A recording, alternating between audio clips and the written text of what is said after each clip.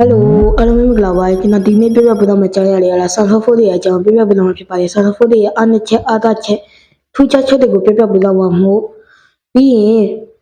be phone mo de ka tong te so le so da pipa pa naman mo TV le go so ni ji be yawa no Samsung ကကမ္ဘာအကြီးဆုံး smartphone ထုတ်လုပ်ရောင်းချသူတစ်ခုပါ Android phone တွေထဲမှာမိပညာ design အရည်အသွေးမျိုးမျိုးနဲ့ထိပ်တန်းမှာရပ်တည်နေတဲ့ smartphone brand တစ်ခုဖြစ်ပါတယ် Samsung ကအဓိကထုတ်လုပ်တဲ့ Galaxy series, Z series, A series, S series တွေကိုအများဆုံးထုတ်လုပ်ပြီးဈေးကွက်တိုက်အတွက် series နဲ့အလိုက်ဖုန်းတွေရှိနေပါတယ် screen quality နဲ့ display quality ကိုပြောပြပေးတော့မှာဖြစ်ပါတယ် screen ကိုလား AMOLED display ကိုသုံးပေးထားပြီးတော့ရောင်ရည်ဆူရှာပြီးညမှာကအယောင် battery ကိုချိတ်တန်းနေပါတယ်120 Red Note ကိုသုံးပေးထားပြီး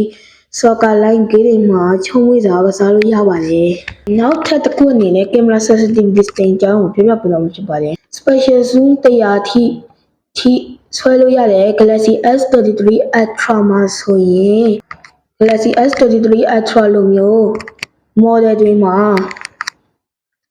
အဝေးကိုရှင်းရှင်းလင်းလင်း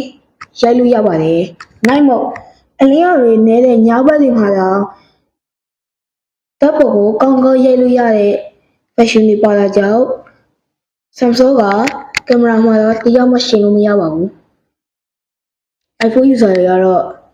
ကျွန်တော်ဆန်းကြောက်ပြောတာပါ iPhone ကြောင့်ပြောတာမဟုတ်ပါဘူး iPhone ကနောက်ဗီဒီယိုမှာလာပါမယ်ကတော့ battery အလက်ရလာပါပြီ battery ကတော့ iPhone တွေတော့မကောင်းပါဘူးဒါပေမဲ့ဗီဒီယိုတစ်ခုလာမယ် Samsung ရဲ့ battery က900 mAh ပါဝင်ပြီးတစ်နေ့လို့သုံးလို့ရတယ်ပြီးရင် super fast charging ဆိုတဲ့45 watt 25 watt မိနစ်30အတွင်း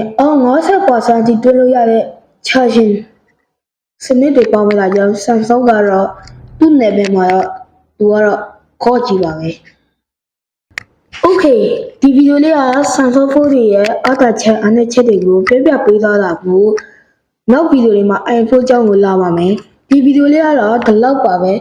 နောက်ထပ်ဗီဒီယိုတွေကိုကြည့်ချင်တယ်ဆိုရင်ကျွန်တော်ပါအောင် like share subscribe လုပ်ပေးတော့ပါအောင်ကျွန်တော်နောက်ဗီဒီယိုလေးမှာပြန်တွေ့ကြမယ်